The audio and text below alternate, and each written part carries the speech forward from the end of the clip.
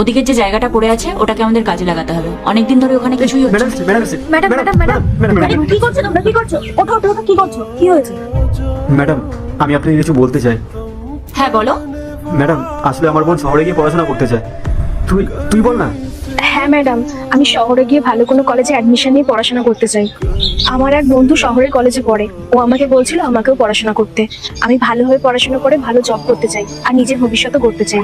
আর সাথে এটাও চাই দাদাকে যেন আর কঠোর পরিশ্রম করতে না হয় আর একটা ভালো জীবন দিতে পারি। আসলে ম্যাডাম, শহরে গিয়ে পড়াশোনা করার জন্য না অনেক টাকা লাগে, কিন্তু আমাদের কাছে তো অত টাকা নেই। দাদা বলছিল আপনি খুব ভালো মানুষ, আপনি সবার উপকার করেন। আমাদের যদি এই উপকারটা করেন তাহলে আমরা সারা জীবন আপনার কাছে কৃতজ্ঞ থাকবো। হ্যাঁ ম্যাডাম, আমার বোন পড়াশোনা করে অনেক বড় অফিসার হতে চায়, আর আমরা সেই জন্যই আপনার কাছে এসেছি যাতে আপনি কিছু সাহায্য করেন। ম্যাডাম, আপনি যদি আমাদের এই সাহায্যটা করেন তাহলে আমাদের খুব উপকার হয়। ম্যাডাম, আমার দাদা না দিনরাত পরিশ্রম করে আমার জন্য, যাতে আমি খুব ভালোভাবে পড়াশোনা করতে পারি। কিন্তু আমি তো তোমাকে কখনো দেখিনি তুমি পড়াশোনা করছো বা স্কুল কলেজে যাচ্ছ। ম্যাডাম, আমাদের তো মর্নিং কলেজ, আমি সকালে উঠেই কলেজ চলে যাই, তারপর এখানে কাজে চলে আসি, তারপর আমি বাড়িতে গিয়ে বাড়ির সমস্ত কাজকর্ম সেরে সারা রাত ধরে পড়াশোনা করি। আপনি জানেন আমি কলেজের টপার, আর আপনি যদি বিশ্বাস না করেন আমি কলেজের কাগজপত্র দেখাতে পারি। জানেন ম্যাডাম, ও না খুব মেধাবী, সবাই এসে ওর নামে আমার কাছে প্রশংসা করে। ম্যাডাম, ওর স্বপ্ন যে ও একদিন বড় অফিসার হবে। ম্যাডাম, আপনি আমাদের একটু সাহায্য করুন না ম্যাডাম, যাতে আমার বোনটা ওর স্বপ্ন পূরণ করতে পারে।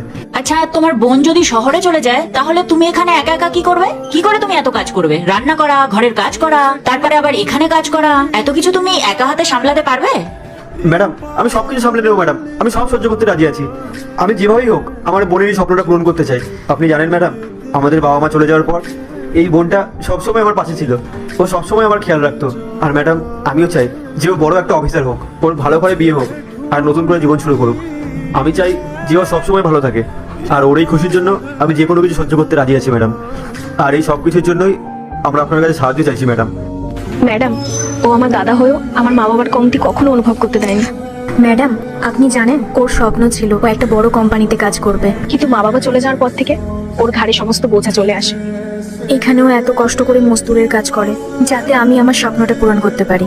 আমি পড়াশোনা করতে করতে সাথে কোনো ছোট কাজও করব যাতে আপনার টাকাটা ফেরত দিয়ে দিতে পারি। ম্যাডাম, আপনি শুধু একবার আমাদের একটু সাহায্য করুন কিছু টাকা দিয়ে। আচ্ছা, কত টাকা লাগবে তোমার পড়ার জন্য? ম্যাডাম, ওই 70,000 টাকা। 70,000 টাকা? হ্যাঁ ম্যাডাম, ওর 70,000 টাকা প্রয়োজন। দেখো, 70,000 টাকা কিন্তু একটা অনেক বড় অ্যামাউন্ট। এত টাকা তোমরা শোধ করতে পারবে তো? হ্যাঁ ম্যাডাম, আমরা জানি অনেকগুলো টাকা, তার জন্যই তো আপনার কাছে আসা। আপনি চিন্তা করবেন না ম্যাডাম, আমি আর দাদা মিলে আপনার সব টাকা ফেরত দিয়ে দেবো, আমরা কথা দিচ্ছি। দেখো, পার্ট 2 দেখতে সাবস্ক্রাইব করো ভেলকু 78M।